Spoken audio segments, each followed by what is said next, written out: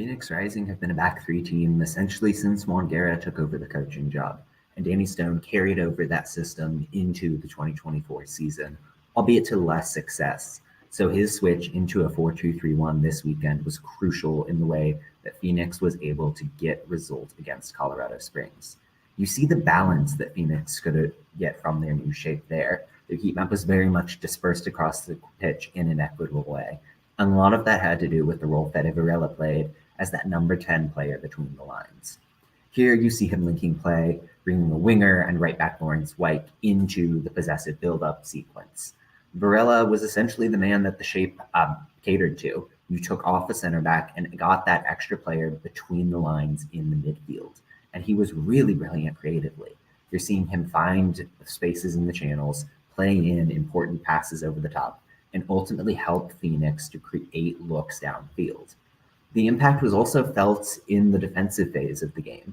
Gabby Torres had a very impressive shift on that right wing. You see him tucking inside to track a center back carrying the ball here. You're going to see him tracking back into his own box in a minute. But overall, having that five-man midfield really made Phoenix a bit more stout where it mattered in the heart of the pitch. I thought their personnel choices were interesting. Danny Stone really trusted what's essentially four natural center backs to do the job in the back line, and the players came up impressively because of the midfield support they got. You're seeing both members of the pivot back here. You're seeing Pape Marboy step up to cover space. And ultimately, the real game-breaking sequence comes from Gabby Torres coming back, tracking that runner at the possible far side, and making sure that Rising aren't going to bleed chances where it hurts.